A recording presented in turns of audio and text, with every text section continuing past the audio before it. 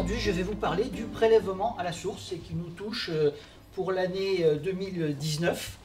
On sort d'un régime où effectivement il y avait un décalage d'un an. Désormais, il n'y aura plus de décalage. Alors quelques chiffres, pour un expert comptable c'est normal que je vous parle un peu de chiffres.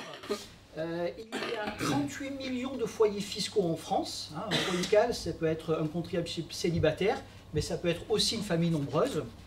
Mais il n'y a que la moitié de ces 38 millions de foyers fiscaux qui sont imposables. Il y a donc 50% des Français qui ne payent pas d'impôts. 9 foyers sur 10 n'ont que des traitements et salaires ou des pensions, sont des salariés ou des retraités. Et 90% des foyers imposables n'auront un prélèvement à la source qui sera inférieur à 10% seulement.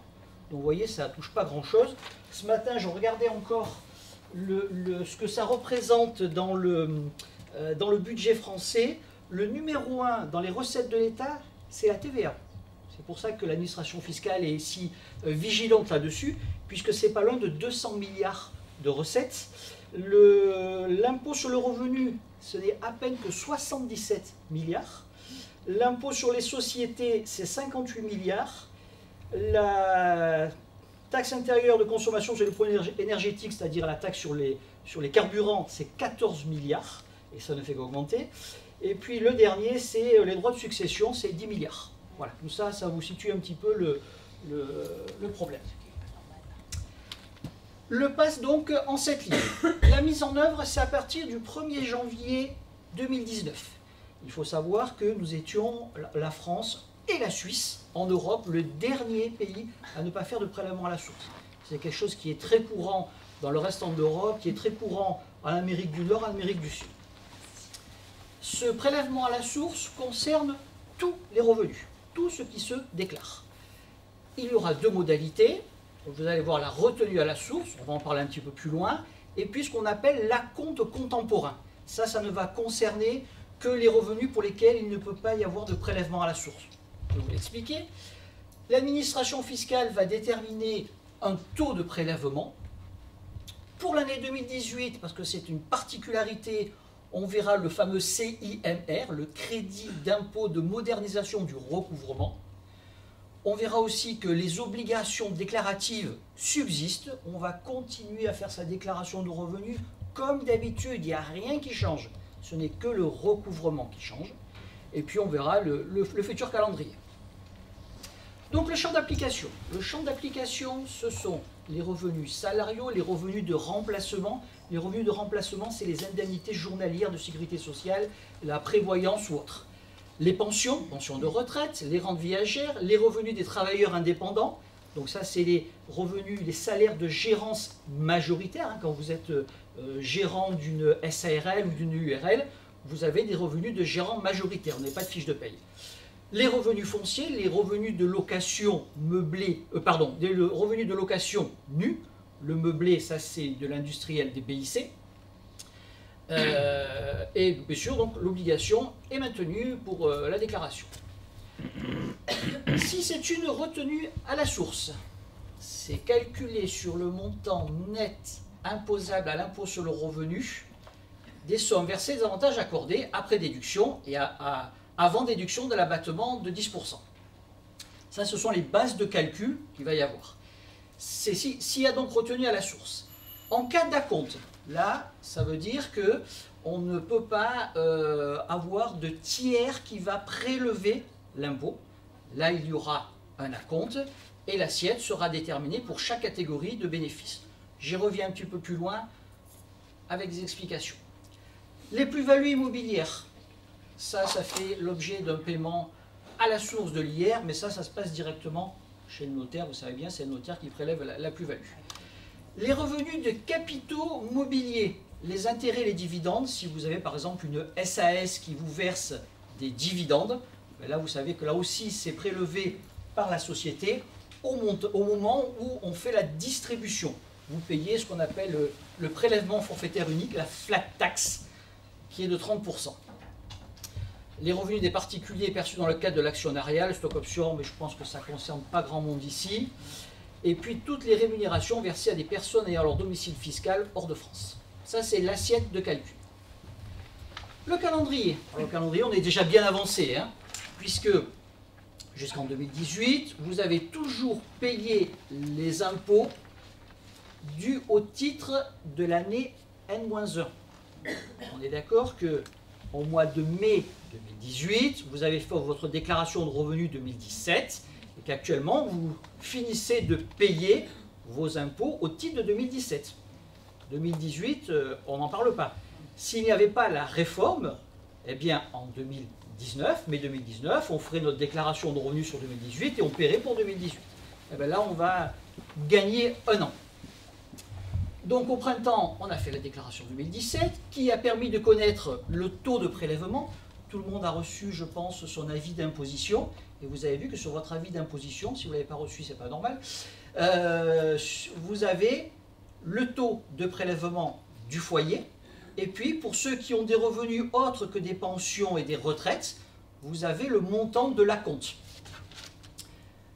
En septembre, l'administration fiscale a transmis le taux au collecteur, c'est-à-dire, nous, on a reçu, ici au cabinet, hein, ça se fait par voie, par télétransmission, on n'a pas reçu quelque chose sous format papier. Pour chaque salarié de vos entreprises, eh bien, on a le taux de prélèvement. En janvier 2019, il y aura le premier prélèvement à la source. D'ici là, normalement, sur les bulletins de paye du mois d'octobre, de novembre et de décembre, on aura le taux qui sera appliqué l'année suivante. Le bulletin de paye va encore beaucoup changer. Il avait déjà changé il y a environ un an. C'était le bulletin dit clarifié, auquel d'ailleurs personne ne comprenait rien. Eh bien, il va encore rechanger. C'est obligatoire, il y a une amende si on ne le respecte pas. Eh bien, il y aura le montant avant prélèvement à la source, le net à payer avant prélèvement à la source, qui sera dans une police de caractère 1,5 fois plus gros que le montant du net à payer, c'est-à-dire le virement ou le chèque à faire. Attention à ne pas se tromper parce qu'on a tendance à aller prendre directement le plus gros, celui qui est écrit en plus gros. Hein. Printemps 2019, on fera notre déclaration de revenus 2018, même si c'est, on va le voir un peu plus loin, une année quasi blanche. On fait sa déclaration, il n'y a rien qui change, d'accord? Et ça va permettre d'actualiser le taux de prélèvement en fonction des revenus 2018. Dans cette réforme, tout passe par l'administration fiscale. Nous, en tant que sous-traitants pour établir vos payes, on ne pourra pas intervenir. Quand on y dira pour M. Martin, son taux de prélèvement c'est 10%, on ne pourra pas faire autrement. On ne peut pas le modifier, on ne peut pas le mettre à zéro, on ne pourra rien faire. Même s'il y a une erreur, on sera obligé de l'appliquer. D'accord? Donc si votre salarié dit « je ne suis pas d'accord, je ne comprends pas », service des impôts des particuliers, direct. On ne pourra rien faire, ni vous, ni nous. Donc l'administration va calculer le taux, va nous le communiquer, et elle va nous le communiquer assez régulièrement, parce qu'il peut y avoir des modifications, et ça sera pris, on espère, assez rapidement. C'est elle donc qui sera destinataire des éventuelles demandes de modulation du taux de prélèvement exprimées par le contribuable. En clair, il y a un heureux événement dans la famille, il y a une naissance, eh bien il faudra que le contribuable aille sur son espace, sur impôt.gouv.fr, espace particulier, aller le déclarer, et l'administration fiscale va recalculer, va renvoyer au tiers le nouveau montant du taux de prélèvement. Elle continuera à recevoir les déclarations de revenus des contribuables comme aujourd'hui, et je vous rappelle que ça y est, c'est fini, plus de déclarations papier, à part quelques exceptions pour des gens qui n'auraient pas Internet, c'est déclarations par Internet, hein, pour tout le monde. Elle calculera le montant final de l'impôt et il n'y a rien qui change, ils n'ont rien changé dans les modes de calcul de l'impôt, donc là il n'y a rien qui change. L'administration fiscale recevra le paiement du solde de l'impôt ou procédera à la restitution d'un éventuel trop versé. Alors attention sur la réforme du prélèvement à la source, de l'impôt, pardon. Ça ne veut pas dire, le prélèvement à la source, que c'est un prélèvement libératoire. C'est-à-dire que si on vous prend sur votre salaire 10%, ça ne veut pas dire que vous avez déjà tout payé vos impôts. En fin d'année, on va tout recalculer. On va dire, ben voilà, il a eu tant de rémunération, moins les 12 acomptes qu'il a versés, et il y aura un solde. Alors, ça ne devrait pas être avoir trop de différence, mais il peut y avoir soit un pas assez payé, soit un trop versé. Le salarié n'a aucune information concernant sa situation fiscale à donner à son employeur. À la rigueur, il ne discute pas avec vous. Puis vous savez qu'on est soumis au secret professionnel là-dessus. Le taux du prélèvement à la source de son salarié, c'est quelque chose qui n'a pas à être révélé. La retenue, modalité donc du prélèvement à la source, c'est une retenue à la source pour les revenus versés par des tiers. C'est ça qui est important. Ça veut dire que le prélèvement à la source ne peut s'appliquer que s'il y a un tiers verseur, c'est-à-dire une caisse de retraite, un employeur. Si vous avez des revenus fonciers, par exemple, on ne va pas demander à vos locataires de verser un bout du loyer à l'administration fiscale pour payer votre impôt. D'accord ? Les collecteurs sont soumis à 3 obligations. Les collecteurs, c'est vous en tant que chef d'entreprise, et vous nous déléguez à nous, cabinet d'expertise comptable, cette obligation. On va récupérer et appliquer chaque mois le taux de prélèvement calculé et transmis par la DGFiP. Et si on ne l'a pas, on devra appliquer un taux par défaut. Je vous en reparle un petit peu plus loin. On devra prélever la retenue correspondante sur le revenu concerné avant leur versement aux bénéficiaires. Mais grosso modo, c'est comme s'il y avait une ligne supplémentaire de charge sociale sur le bulletin. Voilà, il n'y a pas grand-chose qui change là-dessus. Et on doit déclarer et reverser cette retenue à la DGFiP. Comment ça va se passer? Ça va se passer avec la DSN. La DSN, c'est la déclaration sociale nominative. C'est ce qui a remplacé, les DUX, les déclarations sociales qu'on faisait par le passé. Tout ça, c'est mensuel. Et on va devoir reparamétrer encore nos logiciels pour justement intégrer ce prélèvement à la source. L'assiette du calcul du prélèvement à la source sera le salaire net imposable, c'est-à-dire c'est le salaire après déduction du précompte salarial. Grosso modo, 20% du brut.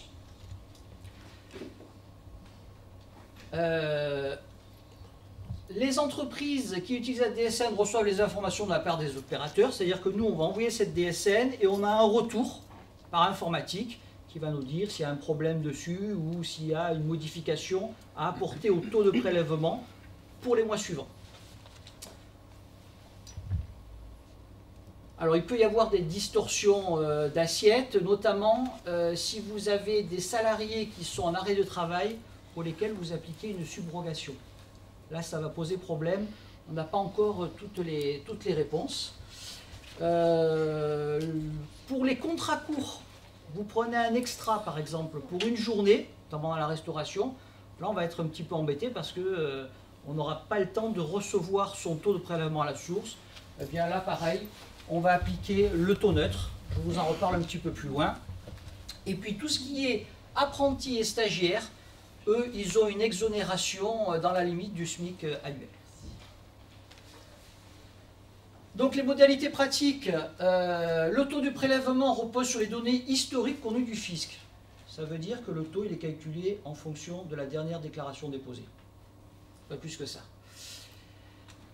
L'impôt sur le revenu de référence pour le calcul du taux de prélèvement est calculé avant imputation des réductions et crédits d'impôt. Alors ça c'est très important.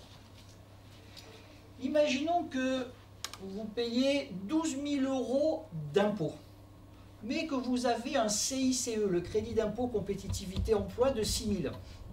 D'accord? Par le passé, vous payez en fait 6 000 €. La différence, vous ne payez que 6 000 € d'impôt. Et bien là, le taux du prélèvement à la source, il va être calculé sans tenir compte de ces crédits d'impôt. En fait, les crédits d'impôt, désormais, ils vous seront remboursés qu'une fois l'an. Alors, ils vont vous faire un acompte en janvier et le solde quand vous déposez votre déclaration. Ce qui veut dire que vos acomptes seront plus élevés que par le passé, si vous avez d'habitude des crédits d'impôt. Pour les 8 premiers mois de l'année 2019, le taux de prélèvement est calculé à partir de revenus 2017. Jusque-là, pas de souci. Pour les 4 mois suivants, ces éléments sont rafraîchis en tenant compte de la déclaration de revenus 2018. On actualise. En l'absence de données, application d'un taux neutre. Et puis il y a des aménagements spécifiques pour ceux qui débutent en 2018, c'est-à-dire c'est les primo-déclarants, puisque eux, il n'y a pas d'antériorité, c'est la première fois qu'ils se déclarent. Voilà le taux. C'est une formule mathématique, ça n'a pas d'intérêt particulier. Le taux peut être individualisé pour chaque membre du couple. Ça veut dire que si vous avez bien regardé vos avis d'imposition, vous avez un taux de prélèvement à la source moyen pour le couple. Mais si je prends un couple où il y a 2 salariés, monsieur gagne 2000 et madame gagne 5000. Ce sont un peu les femmes qui gagnent un peu plus de temps en temps. Eh bien, ça ne serait pas normal si on a un taux, par exemple, de 20%, qu'on applique 20% sur le salaire de monsieur et 20% sur le salaire de madame. Donc là, on a la possibilité, alors il faut se dépêcher, je crois que c'est jusqu'au 5 novembre, d'aller sur impôt.gouv.fr et demander l'individualisation du taux. C'est-à-dire qu'en fait, on va mettre un taux plus petit pour monsieur au prorata de ses revenus dans le foyer. Et corrélativement, on va augmenter celui de madame. Voilà. Mais ça ne changera rien. In fine, on aura payé exactement la même chose. C'est juste la répartition, puisque ça fait... Sinon, ça va faire un bulletin de salaire tout petit, dans mon exemple, pour monsieur. Il va se sentir un peu dévalorisé. Taux nul, bon, ok, il y a des fois où l'administration fiscale va nous dire taux de prélèvement 0%. Pas de problème, on applique. Le taux neutre, on va en parler. Et puis, bien sûr, possibilité de faire évoluer le taux en cas de changement de la situation personnelle. C'est vrai qu'un des objectifs de cette réforme, c'était d'appliquer plus rapidement les évolutions dans la vie des Français. C'est-à-dire que je suis salarié, je pars à la retraite, je ne vais pas payer l'année suivante les impôts relatifs au salaire important que j'avais l'année où je ne touche plus que ma pension de retraite. Voilà. Alors, les salariés qui le souhaitent peuvent refuser que l'administration fiscale transmette leur taux personnalisé à leur employeur. Effectivement, il y a beaucoup de gens qui se sont élevés là-dessus parce que vous avez un salarié qui gagne, admettons, le SMIC, et puis on vous transmet un taux de prélèvement de 20%. Vous allez vous poser des questions et dire, ben, dans son foyer, il doit avoir d'autres revenus quand même, ce monsieur. Donc pour éviter ça, ben, la loi elle a prévu qu'effectivement, le salarié dise à l'administration fiscale, ne transmettez pas mon taux à mon employeur, je veux qu'on transmette un taux neutre. Et on verra un peu plus loin le taux neutre. Le taux neutre, c'est le taux pour un célibataire, ce qui n'est pas forcément intéressant. Et si on transmet ce taux neutre, eh bien l'administration va recalculer ce qu'on doit. Et si le taux neutre équivaut à un impôt plus petit, elle va vous prélever le complément sur votre compte bancaire. Elle ne veut pas être perdante.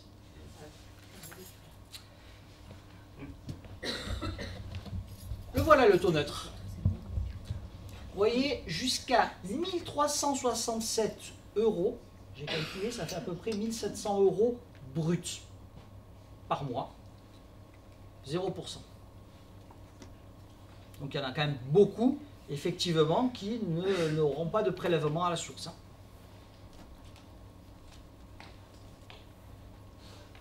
Le calendrier du reversement. Donc les entreprises doivent reverser l'impôt à l'administration fiscale selon le calendrier suivant. Les 50 salariés, je crois que ça ne concerne personne ici, on laisse tomber. On va directement dans les moins de 50 salariés. Eh bien, nous, on doit déposer la DSN le 15 du mois. En fait, on transmet toutes les informations. Et après, l'administration, elle va venir sur votre compte prendre le montant des cotisations sociales et de l'impôt. Et ça sera prélevé le 18 du mois. Pour les entreprises de moins de 11 salariés et sur option, vous avez la possibilité d'avoir un reversement trimestriel. Je ne vous le conseille pas. Je pense qu'il vaut mieux être en mensuel. Donc septembre 2018, sur la base du volontariat, on fait des tests avec l'administration. Ça a permis de voir là où il y avait des erreurs. Voilà, et puis on peut faire un bulletin de paye fictif, mais bon, pas d'intérêt particulier. Ça aussi... de l'émission du débiteur, compte rendu, compte rendu de prélèvement. Ça aussi, on va voir si nos éditeurs de logiciels vont nous livrer à temps les bulletins de paye avec la simulation. Mais je préfère pas promettre quelque chose pour lequel je peux pas intervenir. La compte. Alors ça c'est pour tous les revenus qui ne peuvent pas être prélevés par un tiers. Donc là, on va avoir un acompte prélevé automatiquement par l'administration fiscale sur le compte bancaire du contribuable pour les revenus qui y sont soumis. Je ne sais pas si vous vous souvenez, mais quand on a fait la déclaration de revenus de l'an passé et de cette année, ça bloquait si on ne fournissait pas le RIB. Même pour les gens qui n'étaient pas mensualisés, il fallait absolument fournir le RIB, votre RIB perso, tout simplement à cause de ça. Donc ce prélèvement à la source, il concerne les bénéfices professionnels, les BIC, bénéfices industriels et commerciaux, les BNC, bénéfices non commerciaux, les BA, bénéfices agricoles. Je vous rappelle que les BIC, c'est les bénéfices qu'on retire d'une activité commerciale, artisanale, exercée à titre individuel. Ça veut dire que vous n'êtes pas en société, SARL ou SAS. Les BNC, c'est toutes les professions libérales, les avocats, les médecins ou autres. Les bénéfices agricoles, bien sûr, les agriculteurs. Les revenus fonciers, les revenus de location nue, quand c'est meublé, c'est du BIC. Les rentes viagères à titre onéreux, les pensions alimentaires, donc les gens qui sont divorcés et qui perçoivent de leur ex-conjoint une pension alimentaire, on ne va pas demander à l'ex-conjoint de verser un acompte à l'administration fiscale. Qu'est-ce qu'on va faire? Pour celui qui reçoit, on va venir le prélever tous les mois. Les rémunérations des gérants majoritaires, les gérants de SARL ou de URL, et puis tout ce qui est droit d'auteur et rémunération des agents d'assurance. En fait, pour toute cette catégorie, si vous étiez par le passé mensualisé, ben ça va être exactement pareil. Il n'y a rien qui change. Oui, juste une chose. Vous serez prélevé sur 12 mois au lieu de 10. Voilà. C'est tout. Mais là aussi, comme les bénéfices peuvent varier fortement d'une année sur l'autre, vous risquez peut-être de payer beaucoup par rapport à une année où vous aviez fait un fort bénéfice et il y aura des régules après. Alors il y aura possibilité, en rentrant sur son compte fiscal, de moduler ses acomptes, mais en faisant bien attention de ne pas se tromper, parce que sinon il y aura une pénalité. Voilà. Et comme je dis toujours, je n'ai pas la boule de cristal pour savoir au 1er janvier quel sera votre bénéfice au 31 décembre. L'assiette de l'acompte, bon, rien de spécial à raconter. Possibilité aussi, si vous le souhaitez, sur option, d'être prélevé au trimestre et non pas mensuellement. Bien entendu, là aussi, je vous le déconseille. Moi, je pense qu'il vaut mieux être mensualisé. Pour les revenus fonciers, c'est exactement la même chose. Alors, vous savez que les revenus fonciers, on paye de l'impôt et de la CSG. Ben là, le prélèvement va comprendre là aussi les deux. Rien de spécial là-dessus. Possibilité donc de demander une modulation. Vous avez vendu votre bien immobilier, vous n'allez pas continuer à payer des acomptes. Vous le dites à l'administration fiscale et elle stoppe le paiement des acomptes. Alors, le sujet le plus important, l'année blanche. Alors, les revenus de 2017 auront été payés en 2018. Les revenus de 2019 seront payés en 2019 par prélèvement à la source. Ça veut dire que je suis salarié. À la fin du mois de janvier 2019, j'avais 2000 € de salaire. J'ai un prélèvement à la source de 200 €. Mon employeur va me faire un virement de 1800. Mais j'ai bien payé à la fin du mois de janvier 2019 mon impôt sur ma rémunération de janvier 2019. C'est ça qui change tout. Alors il y a une petite inégalité quand même hein, entre les salariés et les non-salariés. Tous ceux qui dépendent des revenus dont j'ai parlé avant, les revenus fonciers, les bénéfices industriels, commerciaux, les BNC, malheureusement pour vous, l'acompte, ça ne sera pas au 31 janvier, ça sera au 15 janvier. Les hostilités commencent le 15 janvier. Ce qui n'est pas juste, notamment pour ceux qui ont des revenus fonciers, puisque si le locataire vous paye à terme échu, vous n'avez pas encore encaissé le loyer, que vous avez déjà fait l'avance de l'impôt sur le montant du loyer. Alors, des revenus 2018, est-ce que c'est une année blanche ou une année sans impôt? Ce qu'on sait déjà, c'est qu'ils devront être déclarés en 2019. Comme d'habitude, il n'y a rien qui change. Qu'est-ce qui va se passer? C'est que l'impôt dû sera annulé par un crédit d'impôt de modernisation du recouvrement de l'impôt, le fameux CIMR. Et le but du jeu, c'était d'éviter une double charge fiscale en 2019, où on aurait payé pour 2018 et 2019. Alors, ça fait des années qu'on en parle hein, de faire ça. Je me demandais comment ils allaient le faire, et j'avoue que je n'aurais pas misé un penny sur le fait qu'on allait faire 2018 comme étant une année blanche. Moi, je pensais qu'ils allaient nous étaler ça sur 5 ou 10 ans, parce que l'État se prive de recettes. Alors ça... Par contre, seront malgré tout taxés tous les revenus exceptionnels. Tout ce qui n'est pas habituel sera taxé. Par contre, bonne nouvelle, vous pourrez bénéficier de vos réductions et crédits d'impôt au titre de 2018. Donc si vous avez, si vous êtes employeur gens de maison, vous savez que vous avez droit à un crédit d'impôt. Eh bien, même si vous n'avez pas d'impôt à payer, vous recevrez de l'argent.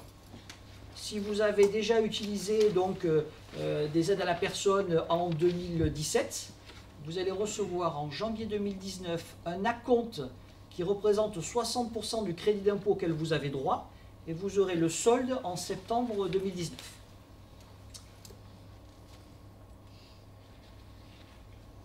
Crédit d'impôt de modernisation de recouvrement de l'impôt sur le revenu. Attention, je n'ai pas parlé des prélèvements sociaux, parce que c'est deux choses complètement différentes. L'impôt sur le revenu de 2010 sera effacé au moyen du fameux CIMR afin d'éviter aux contribuables un double prélèvement. En fait, vous recevez votre avis d'imposition, on vous dira montant de l'impôt à payer 9 000 €, moins crédit d'impôt CIMR 9 000 € à payer 0. Voilà, c'est comme ça que ça va se passer.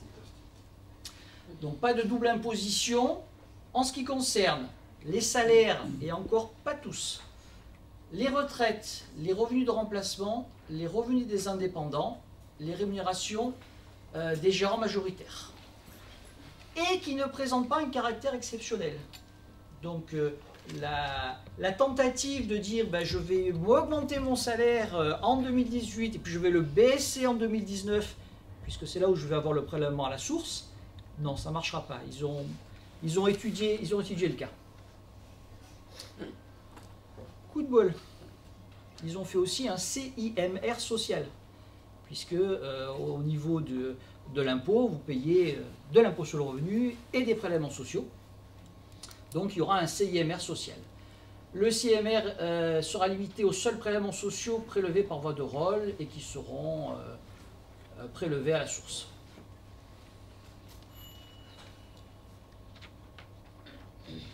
Bon, la formule de calcul, ça n'a pas d'importance particulière, ça c'est le logiciel qui va nous calculer en automatique, on ne se casse pas la tête. Donc un couple marié aperçu en 2018, c'est un exemple des salaires pour 60 000, après l'abattement de 10%, ça fait 54 000. Des plus-values sur valeur mobilière, ils avaient des actions, ils les ont revendues, ils ont fait une plus-value. Leur impôt sur le revenu théorique serait de 7 911. Eh bien, on va appliquer cette formule de calcul. Il y aura la plus grosse partie de l'impôt qui sera annulée par ce crédit d'impôt de modernisation de recouvrement. Et il n'y aura qu'un petit impôt, mais c'est parce que là, il y avait effectivement des plus-values. Une deuxième illustration. Bon, ces supports, vous nous les demanderez, on vous les enverra. Hein. Je ne vais pas développer plus que ça. Il faut le revoir tranquillement chez vous. Hein. C'est des exemples juste pour vous montrer que si vous avez d'une année sur l'autre les mêmes revenus, il n'y aura rien. Il n'y aura aucun supplément.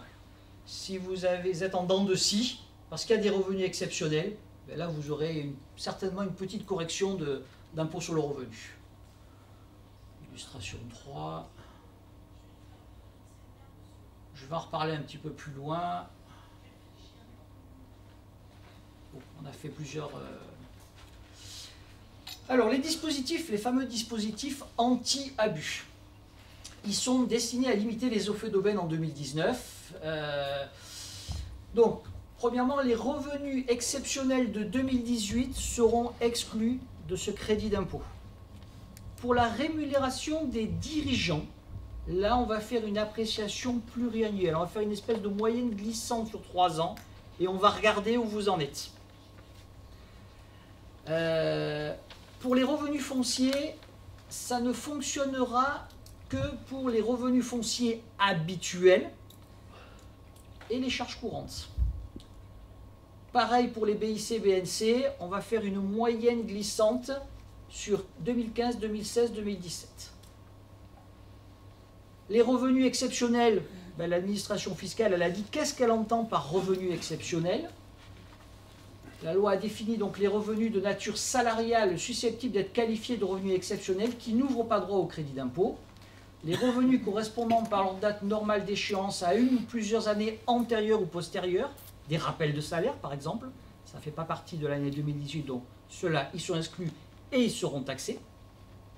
Tout autre revenu qui, par sa nature, n'est pas susceptible d'être recueilli annuellement, une grosse prime ou autre qui serait inhabituel, et les gratifications surrogatoires autres. Alors, la rémunération des dirigeants. Là, je parle des présidents de SAS qui sont salariés, qui sont rattachés au régime général des salariés, et je parle de rémunération des gérants majoritaires, c'est-à-dire les gérants de SARL ou de URL.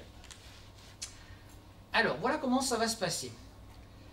Le montant des rémunérations pris en compte dans la formule de calcul va tenir compte de leur montant net imposable au titre de 2018, le montant le plus élevé de ces revenus imposables au titre de 2015, 2016 et 2017.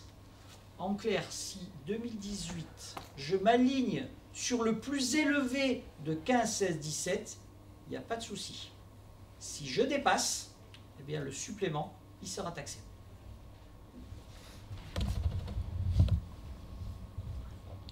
L'illustration, on peut passer. Au niveau des revenus fonciers, tout à l'heure je vous ai dit, tout ce qui est habituel, il n'y a pas de souci. Tout ce qui est inhabituel sera taxé. Qu'est-ce que c'est que l'inhabituel? C'est une indemnité de pas de porte,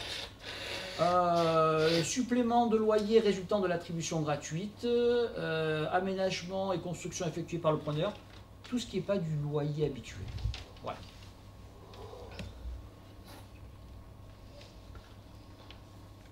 Un exemple.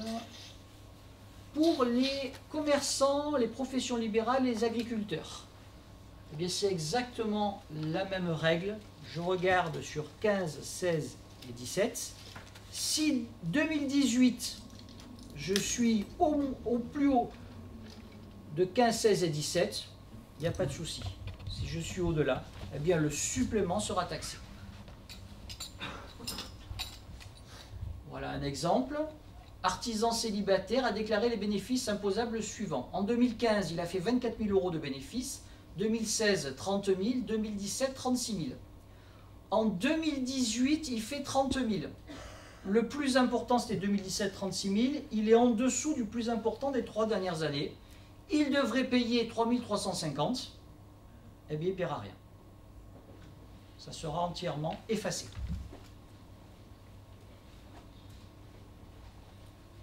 Le même célibataire, 2015, il a fait 24 000 € de bénéfices, 30 000, 36 000. Et en 2018, il a poussé, il est à 42 000. Donc il est au-delà de la plus forte des 3 années passées. Eh bien, il y a une formule de calcul et effectivement, il va devoir payer un petit impôt supplémentaire sur tout ce qui a dépassé donc les 36 000.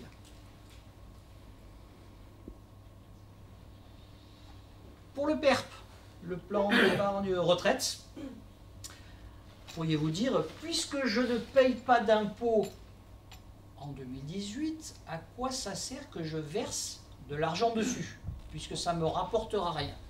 Eh bien là, qu'est-ce qu'ils ont fait? Si les primes versées en 2018 sont inférieures à celles versées en 2017 et en 2019, le contribuable ne pourra déduire de son revenu imposable en 2019 que la moyenne des versements réalisés en 2018 et 2019. Donc pour vous inciter à ne pas stopper vos versements sur les PERP, eh bien, il limite la déduction future. Ça, on s'en fiche. Alors, le recouvrement et les mesures de contrôle. Mais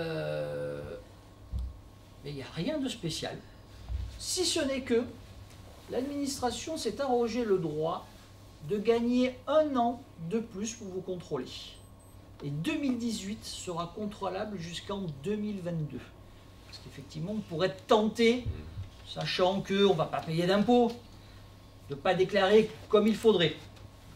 Elle est vigilante là-dessus parce qu'il y a peut-être des pertes de recettes pour elle. Donc, ils vont regarder ça de plus près. Quelles sanctions en cas d'erreur ou de fraude? Donc si les entreprises se trompent lors du calcul du prélèvement ou lors du reversement, ben c'est exactement comme si vous ne payez pas votre URSSAF ou vos caisses de retraite. Rien de plus, rien de moins. Il y avait des sanctions qui étaient très élevées, et puis le législateur est revenu dessus. Pas de souci particulier. Alors se tromper dans le calcul, franchement, l'administration fiscale nous donne un taux, on l'applique religieusement. Je pense qu'il n'y aura pas de souci dessus. Le seul souci qu'il peut y avoir, c'est vous avez une difficulté et vous ne pouvez pas payer. Le souci, il est là. Et qu'est-ce qui se passe après pour vos salariés? Là aussi, pas de souci. Les salariés, même si l'entreprise n'a pas payé, eh bien, l'administration fiscale considérera que l'impôt a bien été payé pour le contribuable, hein, heureusement. Hein. Et puis, si vous payez, si l'entreprise ne paye pas, ils vont utiliser les trucs habituels. Hein. Quand vous ne payez pas votre TVA, vous recevez un recommandé, et puis après c'est l'huissier, et les choses habituelles. Hein, mais ils ne se tourneront pas vers le contribuable parce qu'ils considèrent que lui, il a payé, il a été prélevé. On vous dit d'ailleurs, quand certains d'entre vous ont des difficultés pour payer leurs charges sociales, on leur dit, payez au moins le précompte salarial. Vous ne pouvez pas payer les charges patronales, mais payez le précompte salarial, parce qu'on vous dit c'est du pénal. Parce qu'effectivement, ne pas reverser le précompte salarial, c'est comme si je vole mon salarié. Puisque c'est à lui en fait. Hein.